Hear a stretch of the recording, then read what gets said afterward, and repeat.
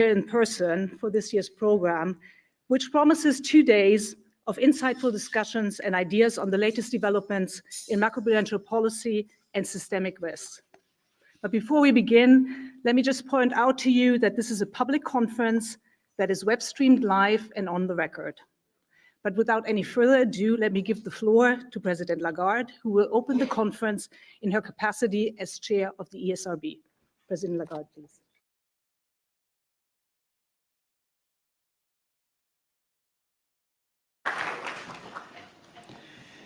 So good afternoon to all of you and welcome to this conference.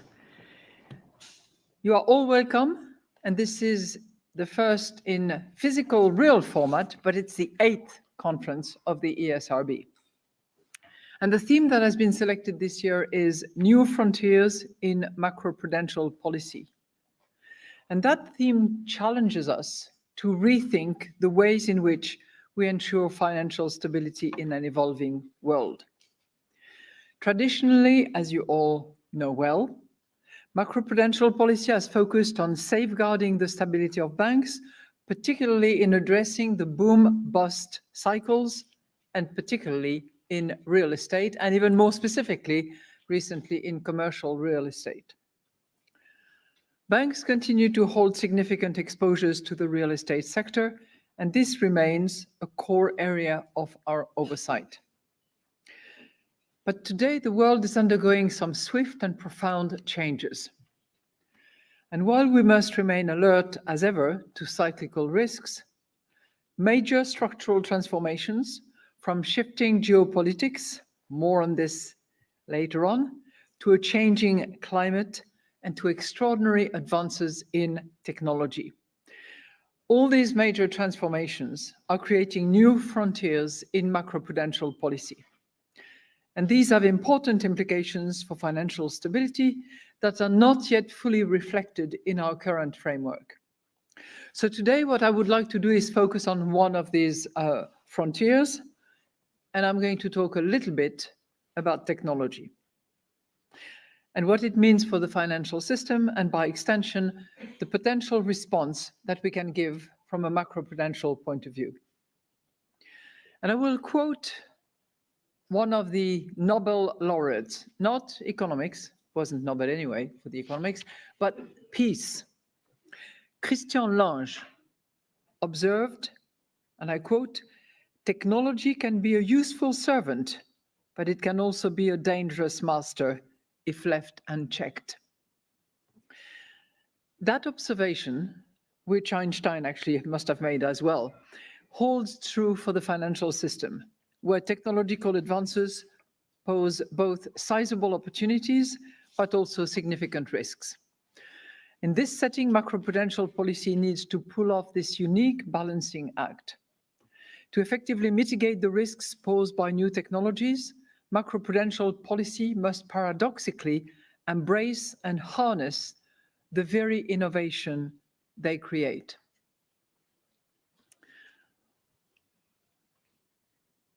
So can technology be an enabler for modern financial systems?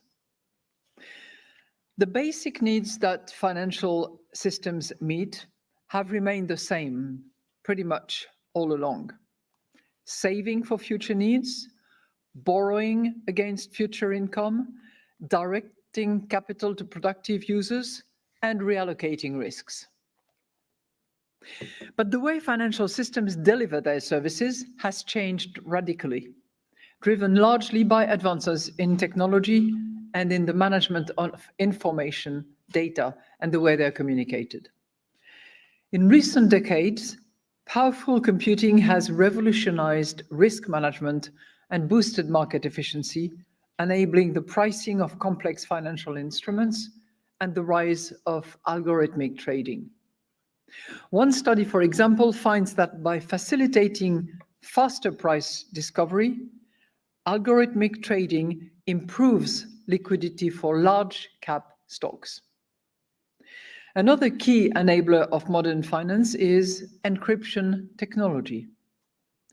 Without encryption technology, there would be no online banking and no electronic payments. But encryption has not only aided the digitalization of traditional finance, it has also facilitated the rise of new asset class and a parallel financial system, crypto assets and decentralized finance. The problems with crypto assets are many, well documented, and not always well addressed, from weak fundamentals to questionable governance and inefficient validation methods. But the encryption technology on which crypto assets are based has so far proven robust. And DLT can offer real benefits to our financial systems through the streamlining of processes and the proper identification. But it is perhaps artificial intelligence that may prove to be the most transformative to the financial system. What's new here? For years, analytical AI models designed to perform specific tasks have helped you and financial institutions in areas such as fraud detection, credit assessment, predicting portfolio returns. But the recent breakthroughs in generative AI, thanks to growth in computing power combined with extensive data access and a lot of energy consumption, by the way, are inducing a rapid uptake of AI across the board. According to one recent international study, almost 2/3 of companies across all regions, sectors, and sizes are already using generative AI. 2/3. And while new technologies have brought tremendous benefits for the financial system over time, they have always tended to carry potential risks with them. And we see this tension between opportunity and risk playing out today. The latest AI models and budding technologies like quantum computing have the potential to exert a profound impact on our economies and financial systems. So let's have a look at some of those technological changes and the vulnerabilities that they cause. As a tool, technology is neither good nor bad. It all depends on who uses it and for what purpose. The financial sector will come up with numerous ways to use AI to improve existing operations. But the reliance on ever more sophisticated technologies, which typically demand high specialized skills and enormous levels of investment to implement and maintain, creates in and of itself new vulnerabilities in our financial system. We see this especially in areas where our financial institutions are increasingly reliant on a small number of external service providers. Just think about it and consider what those suppliers are. I bet you that it's a handful, maybe two more, but that's the crowd of suppliers that most of you are probably using. In July, a faulty software update from a leading cybersecurity firm caused worldwide computer outages and severe disruptions across many sectors, including finance. For instance, over 8 million devices operating Microsoft Windows were hit simultaneously around the world. And while the disruption did not last long, the episode demonstrated the potential danger of a broad-based reliance on a small number of third-party providers. These technology firms may have systemic importance and are a key determinant of the Digital Operational Resilience Act and EU microprudential legislation. This concentration risk is further heightened in an environment marked by geopolitical tensions and the rapid uptake of AI.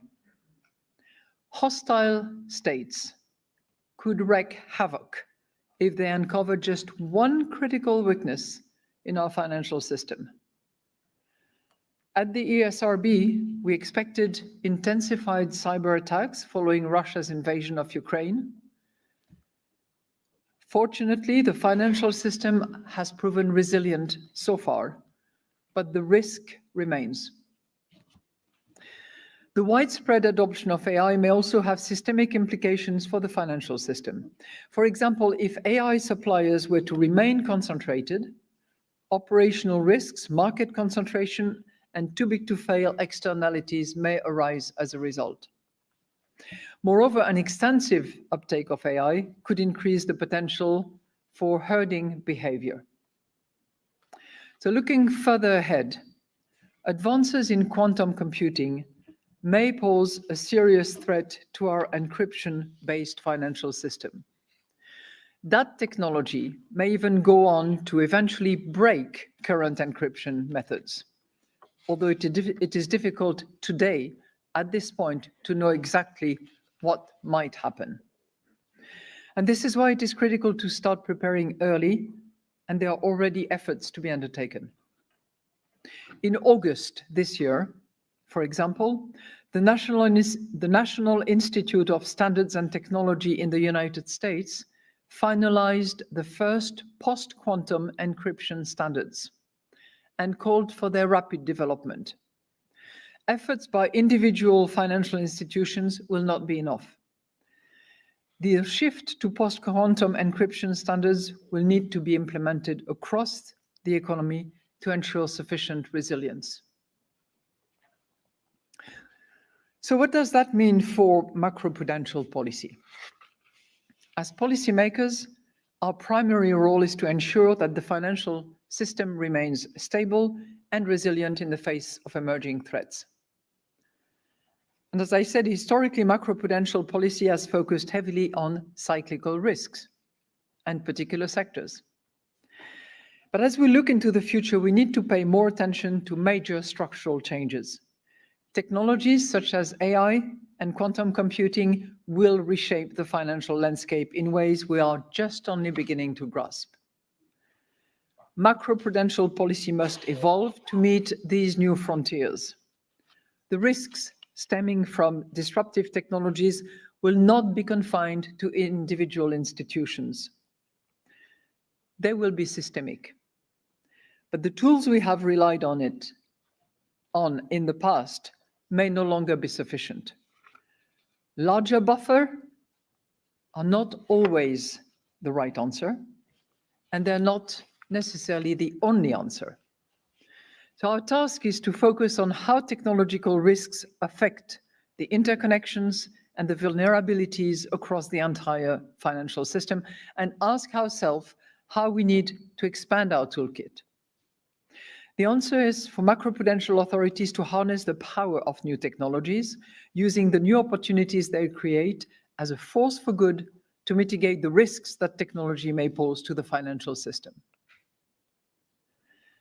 There is substantial potential on this front. AI can give us the capability to analyze vast amounts of supervisory and market data, and it can help us conduct more rigorous risk assessments to identify vulnerabilities faster and ensure timely prudential responses to new threats. We will need to consider a broader range of potentially disruptive scenarios and improve our capacity to model the financial stress that such scenarios can generate. The available data allows us to go a long way, but we need to go even further and remove obstacles to safe data sharing.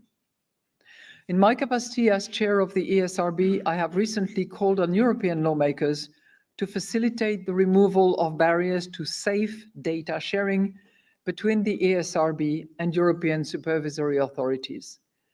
It's a crucial step towards enabling us to use data to their full potential, not to concentrate and take ownership of data, but to share it, to use it for the benefit of all. At the same time, we need to enhance our collaboration across institutions, sharing insights and expertise so that we can collectively tackle the challenges ahead. By embracing technology, the role of macroprudential policy will be to help microprudential supervision to stay ahead of the curve, ensuring financial institutions are not only compliant with today's rules, but are also resilient to tomorrow's threats. So, as we are tackling risks, cyclical risks, macroprudential policy at the new frontier centers on being proactive rather than reactive. Policymakers cannot afford to simply respond to crises as they emerge.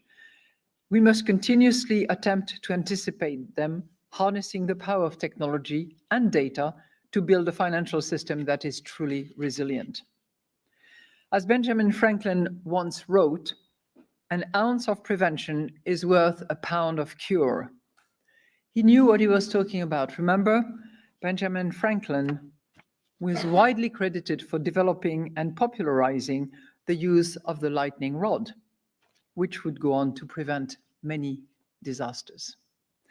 So looking at this conference agenda, I'm confident that the discussions will spark fresh perspectives and innovative ideas as we explore the new frontiers of macroprudential policies. And I thank you for your attention.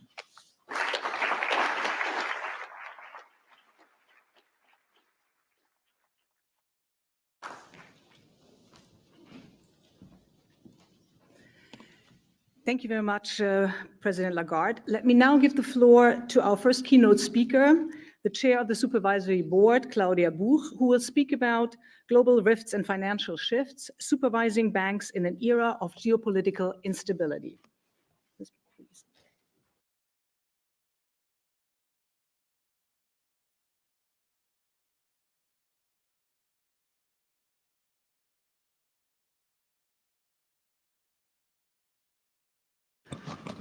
Thank you, Connie.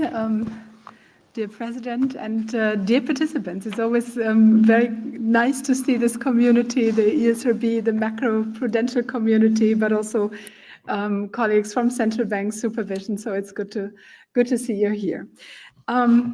This conference is about new frontiers, and I open up another new frontier, which I think is one we're all thinking about, and that also worries us at times. But it's certainly one we need to address, which is geopolitical risk. So the question I would like to discuss with you: what do geopolitical risks, heightened risks, mean for supervision and also for the interaction between microprudential and macroprudential supervision? And if you think back more than 10 years ago, I think it was in 2011, although the legal framework was in 2010, but in 2011 the ESRB met for the first time. To some extent, the global financial system was still recovering from the global financial crisis. The European sovereign debt crisis hadn't fully developed. But at the same time, I think there was also the spirit that we have a new policy area with macroprudential policy, so we're all designing the new policy tools. There was a lot of institution building in Europe, and there was also this confidence that international cooperation would work. So there was the Pittsburgh Summit in 2009 that decided on a whole range of regulatory reforms. Now, if you think where we stand today, to some extent, the world looks very different. So on a positive note, there's lots of evidence, and also people in this room have contributed to gathering it. There's lots of evidence that the reforms have actually worked. So the financial system is safer now, better capitalized. There's higher liquidity buffers. We do have new institutions in Europe, which I would claim are working well. The SSM, the Single Supervisory Mechanism, the Single Resolution Board. We all know that there's more work that needs to be done, in particular when it comes to resolution. But the system is working, and we have 1 decade of experience with macroprudential policy. So this is really, really an achievement. But at the same time, we also read and see it every day that the foundations of the international order, on which also the agreement of the Pittsburgh Summit, for instance, was built, that this is becoming shakier. We have protectionist policies, which sometimes give the impression there's a lack of clear commitment to multilateralism, to strong global trade agreements and cooperation frameworks, and clearly I think we're heading to a period in which there's heightened geopolitical risk, with more uncertainty, with more volatility on markets, and we need to prepare for that. Now, at the same time, memory of past financial crises is fading quickly, and I think we're all familiar with the work of Reinhard and Rogoff, where with a very intuitive title, this time is this different. So this just shows you the history of financial crises that have appeared over history. And clearly, when you listen sometimes to discussions about the regulatory framework, there's more and more people calling into question whether the regulatory reforms may have gone too far, come at the expense of competitiveness. So that's one part of the discussion. And then also we need to see that the shocks that the financial system and also the real economy has been exposed to very recently, the COVID crisis, the energy crisis, have also been buffered by fiscal and monetary policy. So this memory of what happens if anything goes wrong in the financial system, this is a little bit further away for many of us. Of course, also due to the good work that many of you in the room here are doing. And I also feel that progress with new regulatory initiatives when it comes to NBFI is somewhat slow. So what does this all mean for us, and what does it mean, of course, first and foremost for the banks who also have to manage these risks, but what does it mean for supervision? And the 3 points I would like to make here is that, and they're quite obvious, but I think it's really important to be reminded and also to actively to work on this agenda. The 3 points are that first, we need a framework. We need a framework of how we want to look at the known unknowns and the unknown unknowns. So all this uncertainty that's around us, and I will make a suggestion that we have developed in the SSM of what this framework could look like.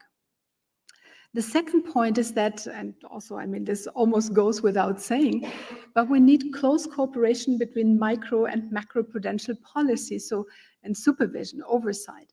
So I sometimes still hear people say, well, there could be a conflict. Of course, if we're not doing enough in one space, then it might be that there's a conflict. But I think really we complement each other.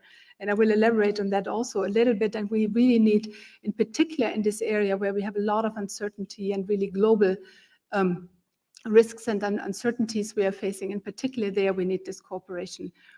And again, also almost goes without saying, but geopolitical risks are global, so we can't deal with them just at the European level. We need international cooperation and coordination, and I think in that sense, it's also extremely important that we don't dial back on Basel III. That would weaken the resilience of banks and also undermine trust in global coordination. So let me be more specific what we mean with this framework for addressing geopolitical risks. And as any good framework, it needs to start with some definition, because there's many ways of thinking about geopolitical risk, and we borrowed one which has been published recently, which is basically the threat realization and escalation of adverse events associated with wars, terrorism, and any tension among states and political actors that affect the peaceful course of international relations. So this is relatively broad, meaning that geopolitical risk can have many manifestations, terrorist attacks, the president mentioned, cyber attacks, trade disputes, sanctions, heightened political instability. And the important thing to note is that these risks, these events, they can either be very slow burning or fast burning, and this makes it so difficult to predict, and they have such an unexpected, unpredictable nature. And also, yes, if you followed the work of the SSM and the ECB more generally, you know that we're also working on many other more novel risks, such as climate and environmental risks.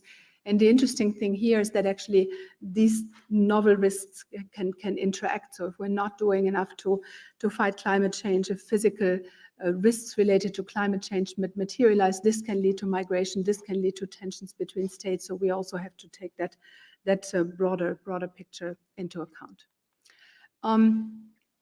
I'm showing you a few slides where you can't read everything in detail, so I just highlight a few things, but this is kind of the way we're looking at these geopolitical risk drivers that are in some sense very different from traditional risk drivers. So they often come from outside of the financial system. As I said, they're less predictable, highly uncertain, both in terms of probability and impact.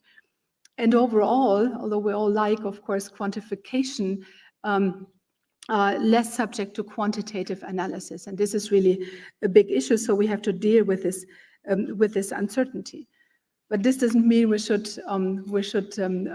stay away from analyzing these risks, because they very fundamentally affect the operating environment and the risk profiles of banks. And before I go into the transmission channels in some more detail, let me really stress this point about uncertainty. So we're really talking about radical uncertainty in this area, meaning we can't quantify these risks. And actually, market data is telling us that we can't quantify these risks, because here you see different measures of uncertainty in the euro area that colleagues have put together. And what you see is that actually political uncertainty, that's the green line, is rather elevated, but more market-based indicators of risk are pointing downwards. So there's this disconnect, and you see it in many time series, and you hear it when you talk to market participants. They would tell you that it's just hard to price geopolitical risks, and this is why it's often not done. Okay, so then we tried to become more practical and to see how geopolitical risk really affects the traditional risk drivers. And it's actually a variety of transmission channels. So again, apologies for the slide to be difficult to read, but this just tells you how many transmission channels and mechanisms there are, how geopolitical risk is affecting banks. So on the bottom of the page, you see the traditional risk categories, which of course don't change: credit risk, liquidity risk, market risk, and so forth. And then we've identified 3 channels. So the first is the financial market channel, and that's pretty much related to the evidence that I've just shown to you, namely that at the current juncture, geopolitical risks are not priced on financial markets. And we know, again, the work that also economic historians have done is very insightful. We know that once the market sentiment switches, then very suddenly we can have a repricing of risk of assets, which also very severely affects the market and funding risk for banks. Second channel is the real economy channel. So this is trade disruptions, interruptions of supply chains, which can have all the negative implications, of course, for the real economy in terms of inflationary pressure, in terms of changing patterns of consumption and corporate behavior. But again, the banks are affected. The banks are affected through credit risk, heightened credit risk. And the important thing is that the effects very often differ across sectors, depending on how interconnected the firms are, depending on how dependent they are, for example, on energy supply. And I think this is something that is often not captured well in aggregate GDP developments, which is something that we also need to take into account when we look at stress tests and how we do stress tests. And the third channel is the safety and security channel. So this is, if you want to think about it, it's very much related, of course, to cyber risk. Third-party outsourcing is a very important area here, and we're also doing a lot in that space. And then what complicates the picture even further is that once geopolitical risk events materialize, there's often policy responses that then can affect the banks. So financial sanctions would be one area to mention here. And importantly, and this is also where we work very closely with the banks, it is not just the globally active banks that are affected by these channels. So it can also be a very local bank that has some type of outsourcing agreement that is affected by these geopolitical risks. But at the same time, it's relatively difficult sometimes also for the smaller banks to take this geopolitical risk into account in their own risk management. So one reason I've mentioned already, if the risks are not priced on markets, then of course it's also difficult for the individual bank to take the risk into account in its own risk models. But then very basically, it's just costly to monitor all these transmission channels and to understand what is important for a particular bank. And then another very practical reason, some of the events might materialize after the typical time horizon for the capital planning for a bank, so after 1 to 3 year time horizon, but still have a very detrimental impact on the business model of a bank. So this is where we come in. So where supervision, I think, has a very important role to play in terms of understanding the transmission channels, addressing weaknesses that we very often know in banks' risk management and stress testing. Of course, then if we identify weaknesses, if we have findings, we also look for remediation measures, so we take supervisory measures. And we also can coordinate a bit across the banks, because we can compare many banks. A very good example is the cyber resilience stress test we did this year, which I think my impression was that also the banking industry was really found it very useful, because it also allowed to give practice best practices and information of what works. So micro supervision clearly, and I will give some more example, has a very important role here to play. But of course, we're talking at a conference about macroprudential policy. Let me switch over this one. About macroprudential policy, and as I said, we really need to cooperate closely, because we're all looking at the same financial system, and if the supervisors don't address the risks in the individual banks sufficiently, then macroprudential policy has a problem, and vice versa.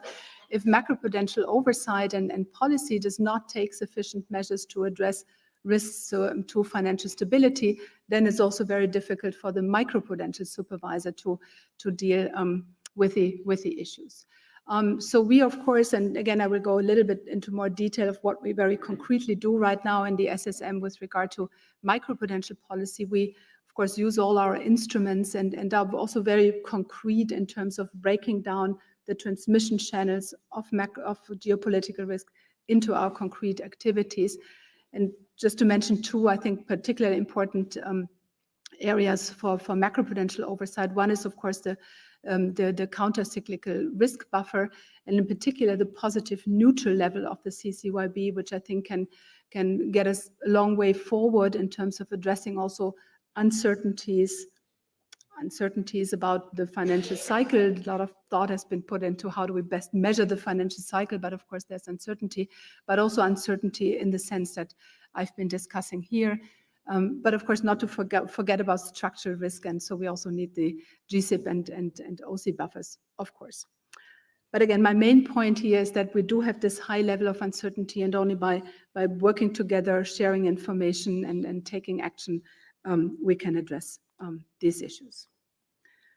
So what do we do more concretely?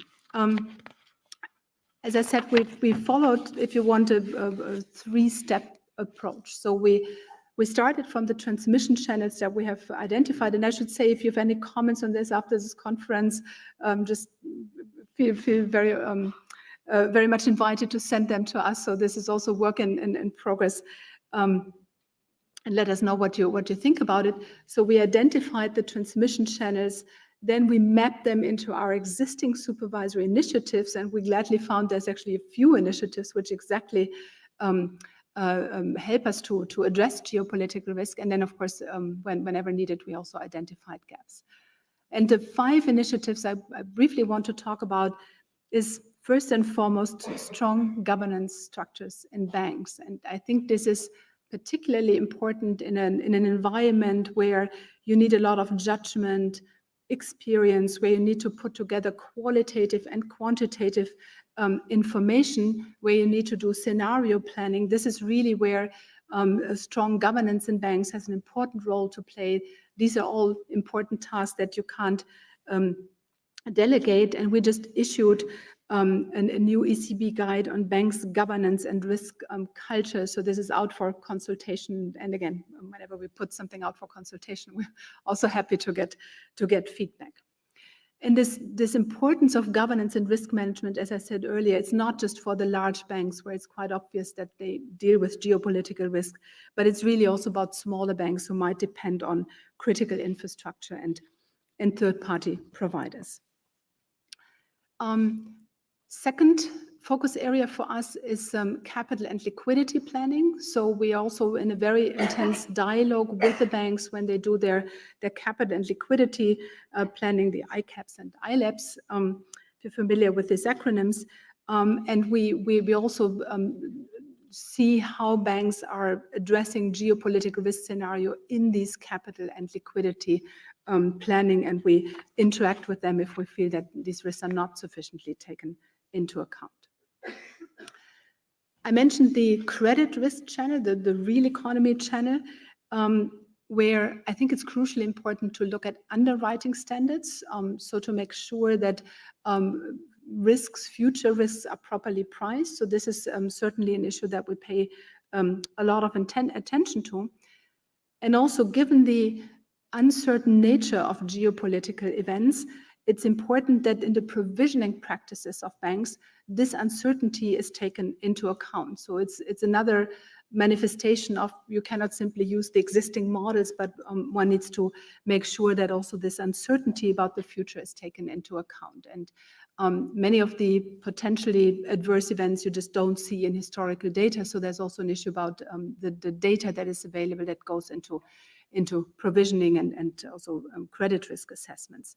And so there's one tool or instrument that banks can use to address this uncertainty, and this is accounting overlays in their provisioning practices. So this was a tool which was used a lot during COVID times, and we generally encourage the use of overlays, but we also stress that overlays need to be based on sound methodologies and governance. And we did a survey of how the banks are using their overlay practices.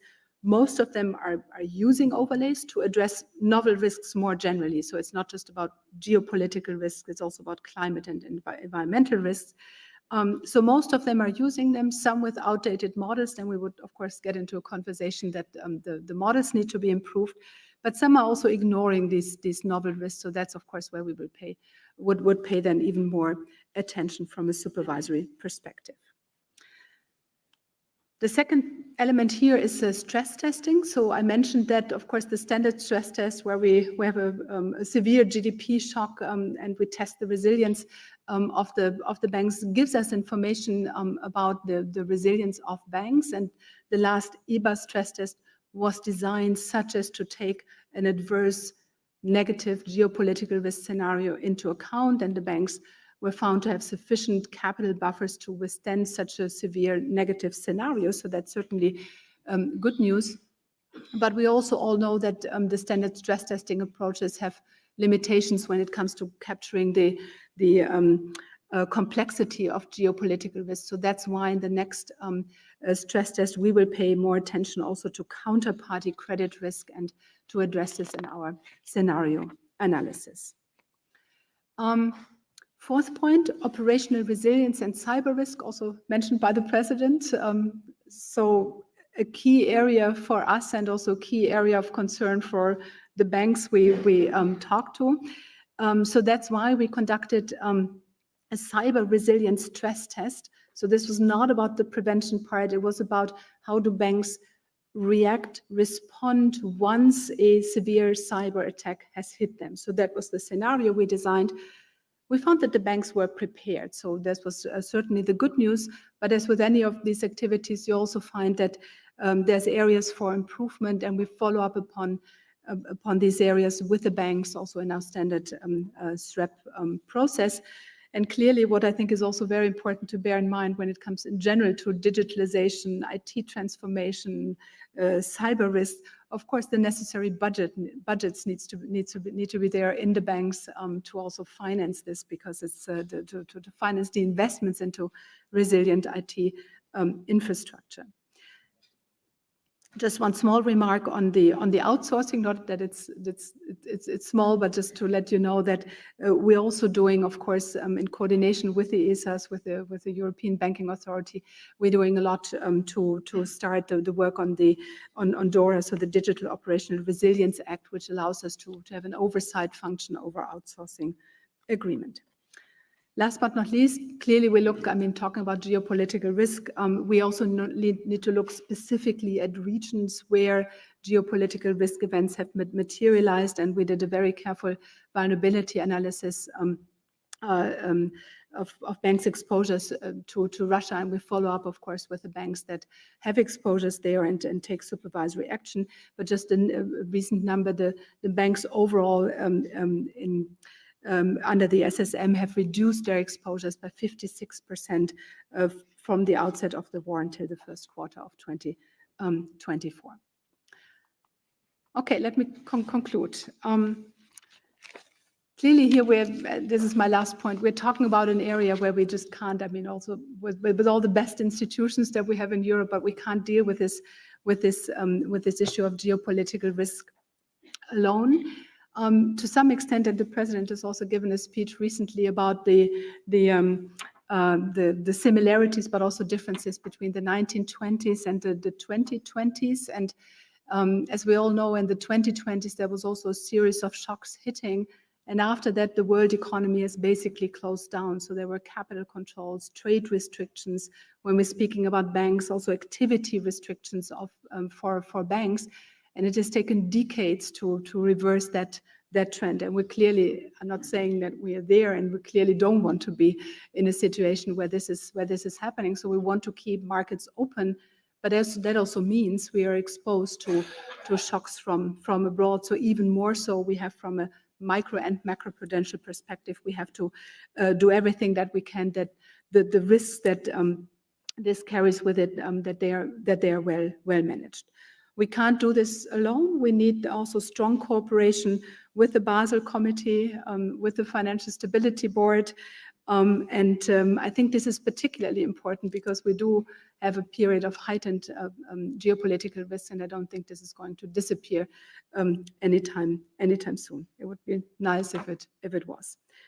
And I think all stakeholders have a role to play. So it's, of course, the financial institutions that have to address vulnerabilities that are sometimes also known, and we've addressed them with them to make sure that they're prepared for the unknown, and that they can that they can defend their business model. Regulators, by also resisting the pressure to relax regulation and by maintaining a framework that ensures resilient financial institutions globally, and clearly supervisors. We need to ensure that the banks remain resilient to geopolitical risk, both financially and operationally, because a lot of the risks we are talking about are really about operational resilience, and this will clearly remain a priority for the SSM. Thank you very much.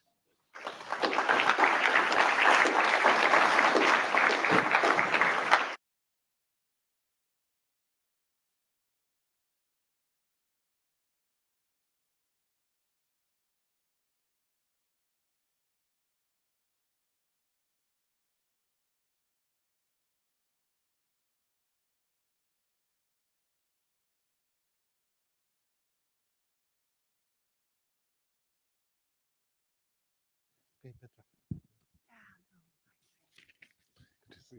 Javier.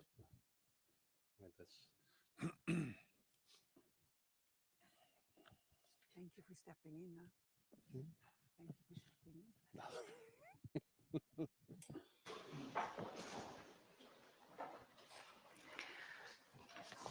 Thank you very much, Claudia Buch. We now come to our first panel discussion entitled Macroprudential Policy Beyond Banking, which will be chaired by Vice President Luis de Guindos, who is kindly stepping in for Verena Ross, Chair of ESMA, who could not be here today. The Vice President will introduce the panel members. Before I hand over to the Vice President, let me remind you that you can ask questions at the end of the discussion here in the room. And those who are watching remotely, you can send us questions via Mentimeter. And then we can take those questions also here in the room. So without any further ado, I hand over to the Vice President. Thank you very much. Good afternoon to everyone. It's a pleasure to be here with you to moderate this first panel of discussion.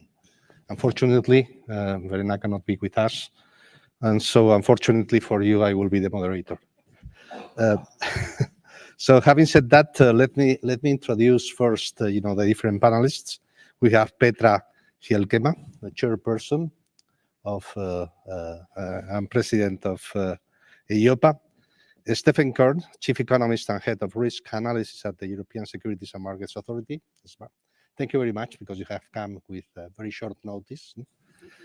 Javier Suarez, professor of finance at the Center for Monetary and Financial Studies, and also member of the advisory scientific committee of the ESRB.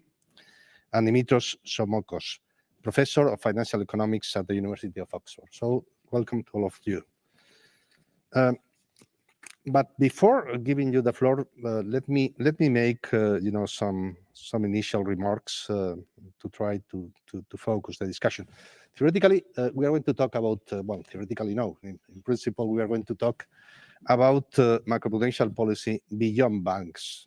I suppose that we are going to focus on macroprudential policy for non-banks. Well, first of all, non-banks is I would say, is a mixed bag. We have different kinds of animals. Petra knows perfectly. It's a point that always she makes. Because I think that's a little bit unfair, no, to use generic reference to non-banks, to some institutions. We have some institutions like pension funds and insurance companies that, they are perfectly supervised with a lot of regulation. We have as well what we can call, asset managers, mutual funds, and even in the mutual funds there are a wide variety of different mutual funds according to the investment strategy of each one of them. We have money market funds, fixed income funds, equity funds, property funds, hedge funds.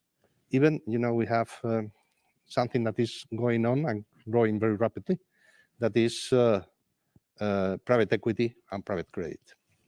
So the reason to pay attention to the macroprudential toolkit, the macroprudential framework for non-banks, is the increasingly higher relevance and market share of these banks. We know perfectly that theoretically, well, in principle, we have always said that the US economy is a market-based economy, whereas in the case of Europe, it's much more banks, have, let's say, the upper hand.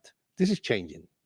This is changing rapidly, and I think that now non-banks, especially mutual funds, asset managers, they are playing a bigger role, and that's why it's very relevant, what's happening with these institutions, that they are funding the economy, that they are, an important part of the financial system in Europe, and that's why the macroprudential policy, is going to play a very relevant role, and that's why I think that we are going to dedicate this session to that issue. Let me say simultaneously that banks and non-banks are closely intertwined. There are very clear links between banks and non-banks. And so if we apply the correct macroprudential policy and the macroprudential framework to the non-banks, and we improve the resilience of the non-banks, simultaneously, what we are doing at the end of the day is to improve the resilience of the banks. So I think that in that respect, we can say that there are a positive externality in terms of the macroprudential policy for non-banks. Today, to introduce the discussion that we are going to have afterwards, and for sure that will be further developed by the panelists, I would like to stress three areas that, in my view, are especially relevant in the macroprudential framework for non-banks. The first one is liquidity, and it is clearly needed to address the structural liquidity mismatch in the investment fund sector. This refers to increasing the liquidity buffer requirements for money market funds, but as well, to reforms, in other parts of the mutual fund industry. The second area of attention that for sure will be also alluded by the panelists is MBFI leverage. Here, let me say that this is one of the issues, that the most relevant issues, because we can refer not only to explicit leverage, but also what we can call hidden leverage. That is the one that has been obtained through the use of derivatives, and that can give rise, to an increase in terms of vulnerability of the mutual funds, especially, the complex funds that pursue hedge fund-like strategies. And finally, another part that, another issue and topic that I think that is important is the need of avoiding regulatory fragmentation. And I think that in that respect, we are going to need a much more integrated supervisory approach. This includes developing a mechanism to ensure a coherent use of policy tools across jurisdictions.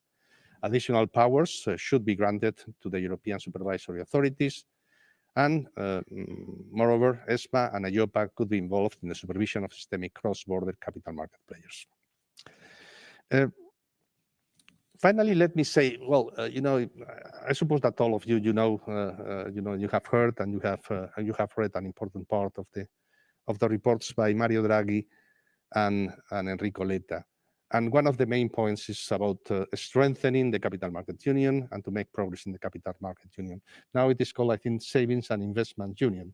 So it's as you can imagine, this is a big progress in terms of changing the name and the headline of the project. No, But I think that, capital market union is something that we have had a lot of discussions and very little delivery, very little delivery. And in that respect, to have a consistent, coherent, macroprudential policy tool for non-banks, I think that is an important step for the capital market union. It's going to be very difficult that without this macroprudential framework, capital market union could advance. Finally, given the point of that I made at the beginning of the heterogeneity of the sector of the industry, it's very important, to transparency in order to help authorities to identify the most critical market segments and institutions. This is a mixed bag, as we said at the beginning, with different, different kind of supervisions. And I think that in that respect, transparency, that is always, a very good characteristic. In this case, is going to be especially needed. We have, an important opportunity that is going to be, the response that the different institutions we are going to make to the consultation process of the European Commission. Let's see what happens with the new Commission. I think that we have to put a lot of hopes.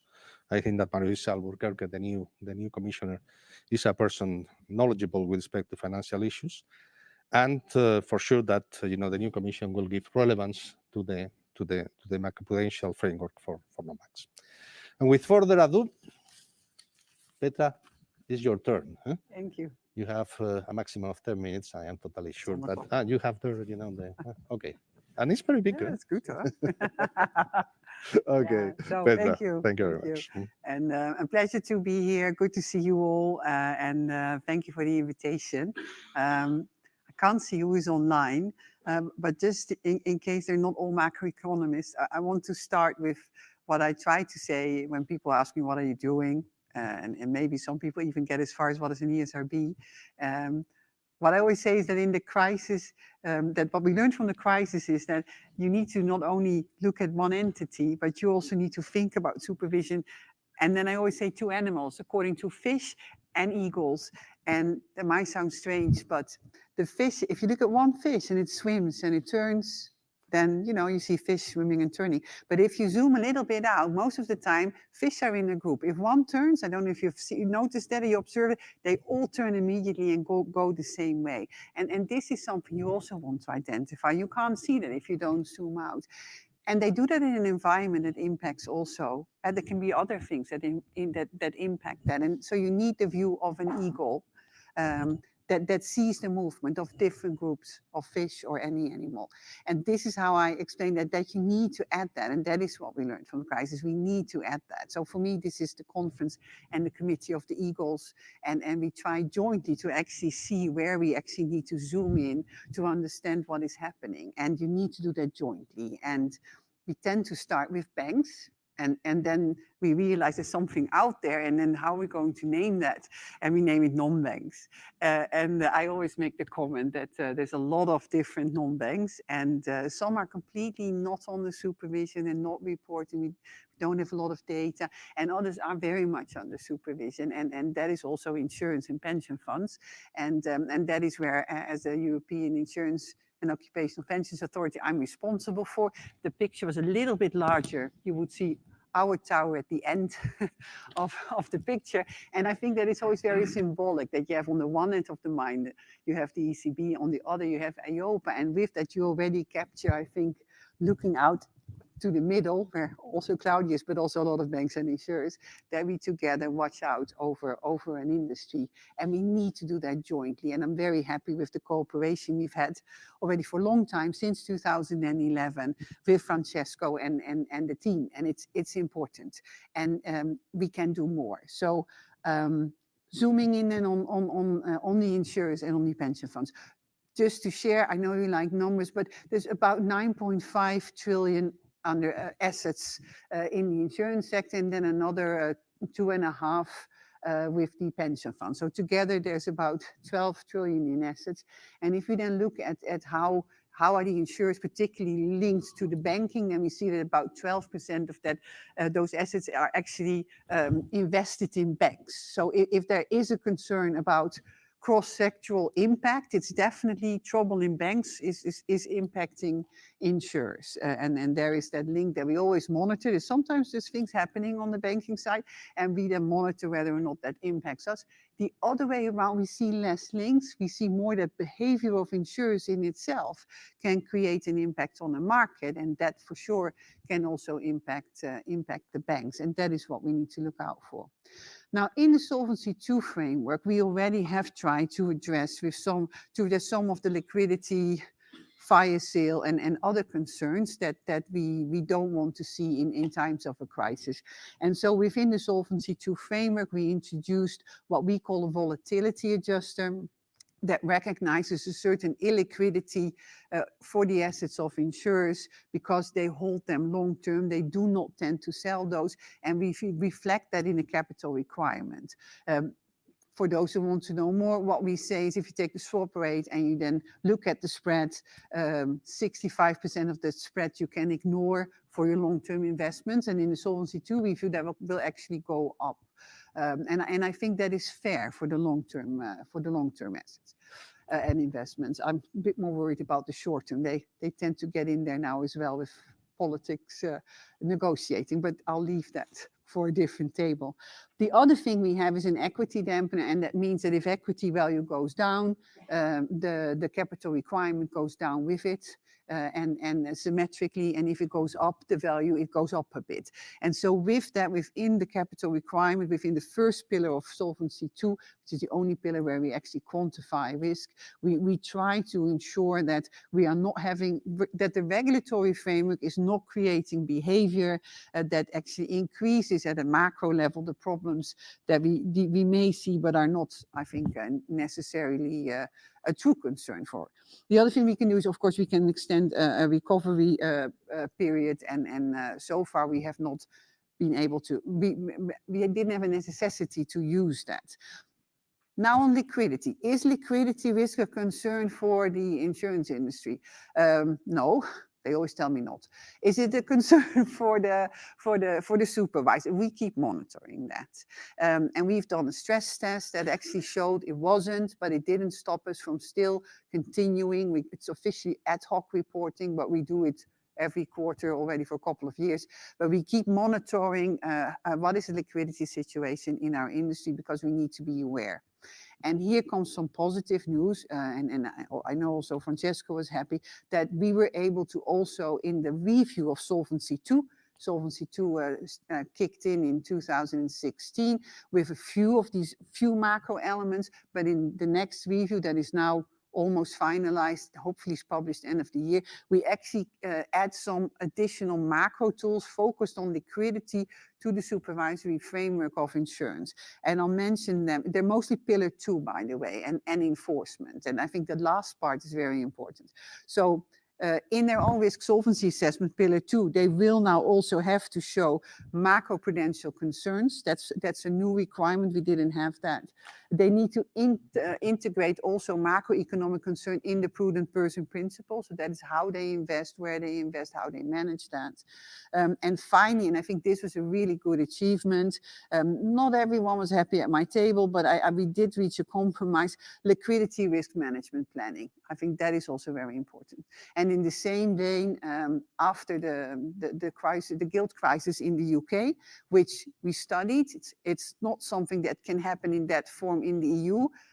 Our markets are much deeper. We have different sovereigns, and even the largest group of pension funds in the EU is still smaller than, no, it's still a different kind of entity than what the UK had. But never say never. So also here we ask now pension funds to do stress testing and make sure that they understand what their liquidity risk is. Then I come to enforcement. Enforcement, of course, I mean, it's nice to be the eagle and then zoom in, and then you have your problem and then you want to act. You need to be able to act. And so here we will be getting some new powers under the new Solvency II. We will get actually the ability, if we do all these assessments and in the ORSA and etc. and the stress testing, but if we have a finding, we can actually now enforce also that undertakers then reinforce their liquidity position if we see that that is insufficient. We can also suspend the redemption rights of an insurance policy. That is very impactful, so you need to only use it when really necessary, but we can also in the capital area, so we can impose additional requirements if we have reasons for that. And finally, we can do preemptive recovery and resolution planning. So what you see, if we have strengthened on the macro part, particularly with a focus on liquidity risk, the framework that is upcoming. And I think that is very helpful. I also think, and that is the caveat I want to make, that this is all within the context of insurance supervision as we know it today.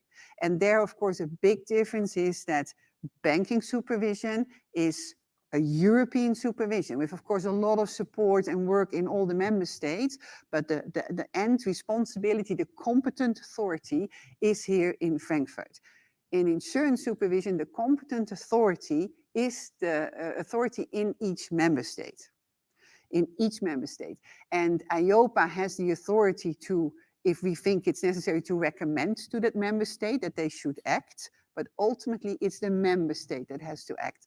And so whether it is sharing of data, reaching conclusions, but also enforcing, particularly from a macro perspective, that will always, in the current context, but maybe that is something we should discuss, that will always be a joint effort of a supervisory community that sits on my board, and that is EIOPA. And I'll stop there. Thank you very much, Petra. And let's turn to Stefan, another decentralized authority. It's your turn. Thank you, Louise, and thanks for the opportunity to also shed light on some of the questions we're discussing here from that very specific ESMA perspective. And by way of complementing what Petra just explained about EIOPA, we have exactly the same perspective on these non-bank financial matters. It's, from our perspective, a matter of the wide coverage of the institution. In our remit, we have asset managers, we have central counterparties, we have much of the market activity, including stock exchanges, trading venues, credit rating agencies. So we have a number of these entities that play a role in what conventionally is associated with non-bank finance, also with banking, by the way. And so you can already see that we are with our remit right in the middle of that very big and important discussion. And pretty much like EIOPA, we're not alone in this game. We are fortunate to rest on the extreme competency of national authorities who actually do much of the on-the-ground supervisory work, for example, on asset management and other things. And as an institution in Europe, as ESMA, we actually directly supervise only a very limited area of market activities. And that is in particular a part of the central counterparty community, but also trade repositories and derivatives or credit rating agencies. But that's very limited. In all else, it's a cooperation game with the national authorities. And then when it comes to these macroprudential and systemic questions with the ESRB, and let me take the opportunity at this point to commend the ESRB, Francesco, and all the colleagues in the room for the great opportunity that this organization gives us to come together and cross-sectorally discuss many of these issues, and not just discuss, but also have very concrete actions. Like when we, Petra and I, for example, talk about stress testing, they always rest on scenarios that are provided by the European Systemic Risk Board. When we talk about much of our regulatory activity, more often than not, we consult previously with the European Systemic Risk Board, and our risk assessment, in any case, is a great cooperation amongst us. And the ESRB, for example, publishes on non-bank financial intermediation a fantastic document, the non-bank financial intermediation monitor, every year. And I say fantastic because I'm involved in the production. And I think discussing these NBFI matters today happens naturally at a very important juncture in the policy process, right? On the one hand, we have at the moment, in particular in Brussels, of course, the discussion on capital markets union or savings and investment union. Lucy already mentioned that, and the various reports that have been published, and the perceived need to actually mobilize much of the capital, much more of the capital that is here, that is in the markets here, and that is in cash and deposits, and that could be used in other ways. And then at the same time, we've got the macroprudential review by the European Commission going on, which is particularly on non-bank financial intermediation, where the question is asked: so, you know, can and should we have a much more enhanced macroprudential framework, in particular in the NBFI space? And of course, the natural question that flows from that is that actually a contradiction, right? I mean, if we want to make markets grow, capital markets grow in an SIU context, for example, and we need to unleash these powers, that's always smells like a deregulatory exercise, which it might actually be. And isn't that in a contradiction when we then say, oh, I'm macroprudential? And I guess from our perspective, from my personal perspective, it is quite clear that a capital markets union, a savings investment union, and a sound macroprudential framework are actually consistent and mutually reinforcing in the final analysis. When we try to enhance this capital market participation, we naturally, and we want to bring in and mobilize all this capital, it is about investors, at the end of the day, final investors, and retail investors in Europe. And we know the figures, 33 trillion in financial assets held by households in the European Union, of which 1/3 is then bound in cash and deposits, and all of that, you know, you could imagine could come into an investment, wider investment context. And when you then look at Eurobarometer outcomes and you ask what keeps people from investing in capital markets, the two most important answers that come is, first of all, the risks, and second, potentially low returns. So creating trust in capital markets is a big theme if you want to mobilize this capital, if you want to bring that up. And financial stability is, of course, then the key component of creating that trust at the end of the day. So this is a very important story to bring in, and where we need and can make progress. Of course, we're not, thank God, we're not starting from zero. We've got, from a macroprudential policy perspective, also on this market side, we've come a long way. We've got the institutional cooperation that I already mentioned. We've got the monitoring exercises, the stress testing, policy cooperation, which has yielded joint recommendations with the ESRB on money market funds, for example, on open-ended funds and what we can do about liquidity, mismatches, and leverage. We also have actually a concrete instrument in the asset management world, which can be used as a macroprudential tool. It's on alternative investment funds. It's called Article 25, and that is a tool to limit leverage buildup in alternative investment fund. And it has, as it happens in the last 18 months, been tested on 2 occasions and served us pretty well.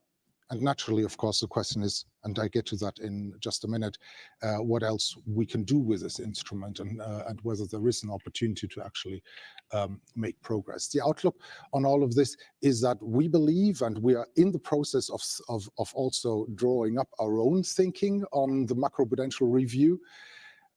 So far, we've got the impression that this will be an important exercise to make concrete and risk-based progress in many of these areas, building on the framework that we already have. And all of this happens, of course, against this growing and dynamic market. We now have twice as much volume in non-bank financial assets as we used to have after the financial crisis. Funds today are 3 times the size than after the global financial crisis. And the whole system has grown much more complex and intertwined. And with that comes then the holy trinity of risks in non-bank finance, liquidity, leverage, and interconnectedness. In that risk-based approach, in the past, we have spelled out, we have been risk-based. So we have really narrowed down the focus of both the analysis, but also the policy making on those funds, for example, which are particularly vulnerable. And we identified, together with the ESRB, real estate funds and corporate bond funds, for example, but also high yield. And we have together applied the tools that we have.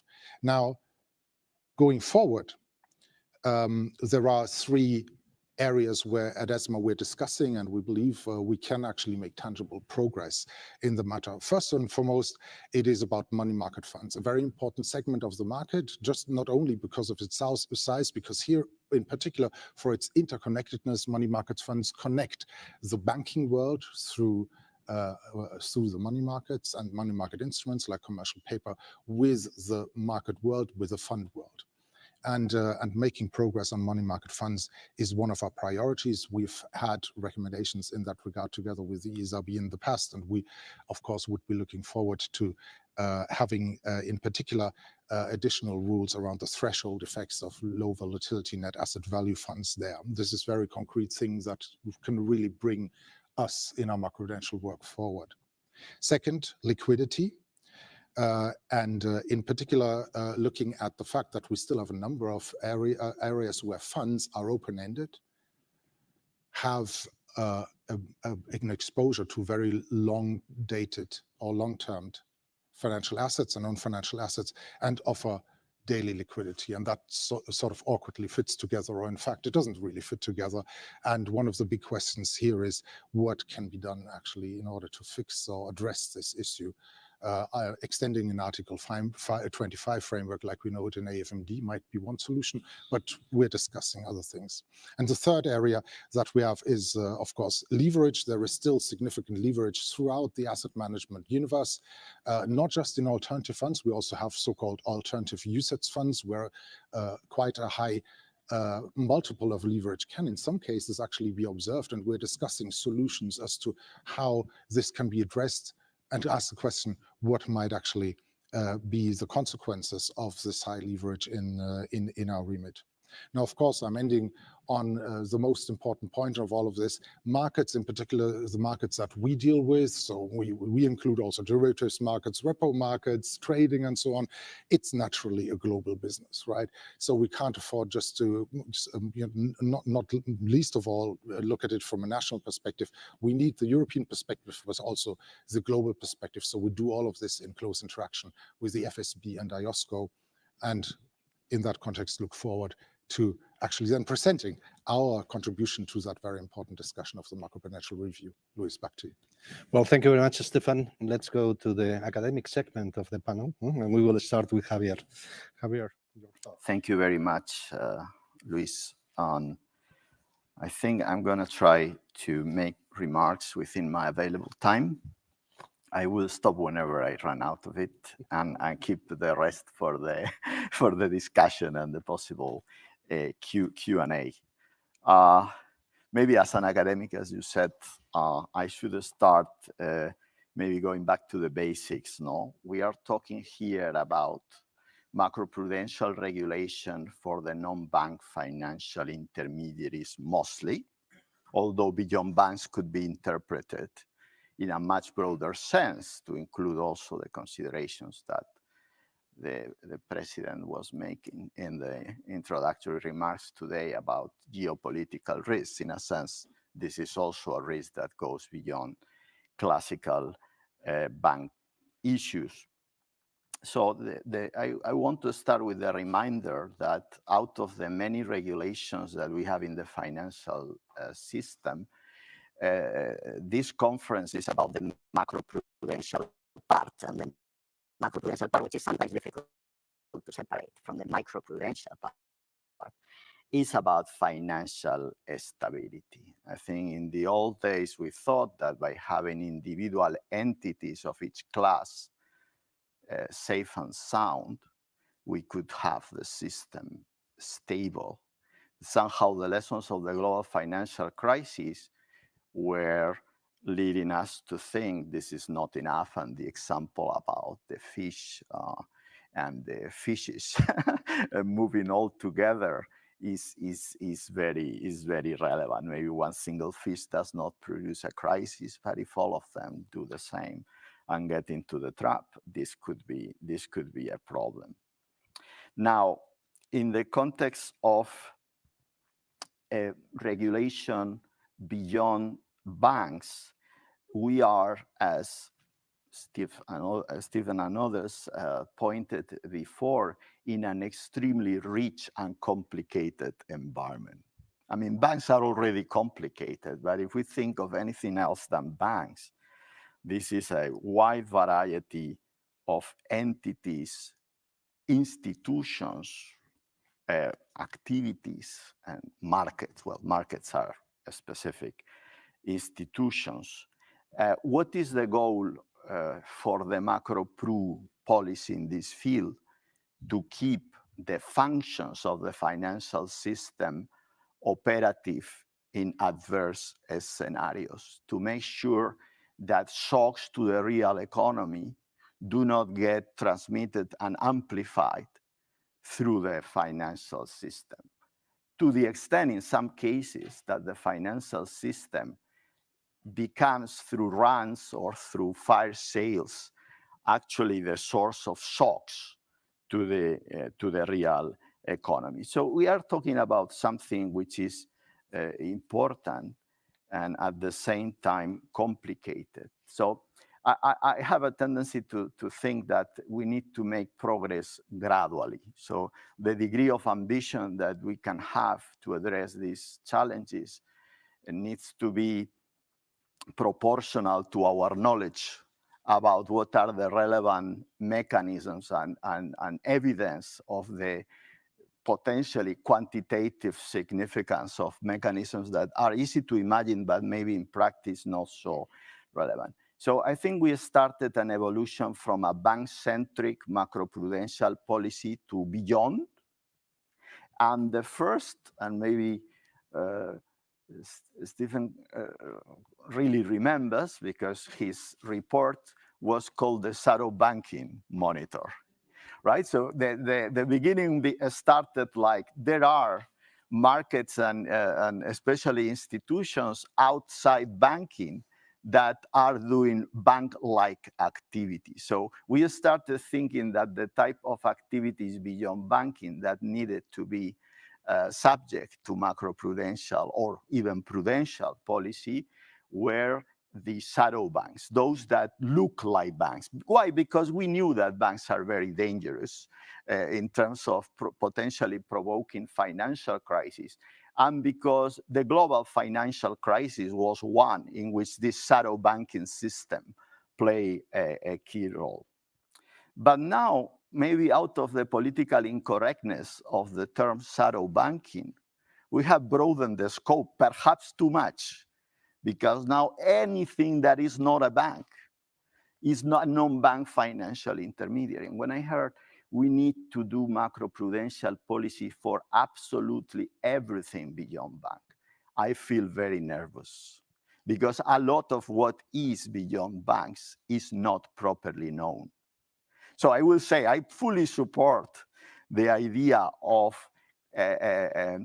filling the data gaps, but then the next step will be doing a lot of analytics, a lot of research to find out of that complex world, what are the real imperfections that in terms of relevance and significance, not only at the statistical level, but also at the essential level, require our attention. I was reading just today a working paper from academics suggesting that monetary policy decisions have a channel of transmission through mutual fund redemptions. And the study makes an abstract suggesting this is a very important and novel monetary policy transmission channel. But the results, when read in detail, although the authors call them significant, are that in the surroundings of monetary policy announcements, there are variations in the flow of redemptions, in particular when monetary policy tides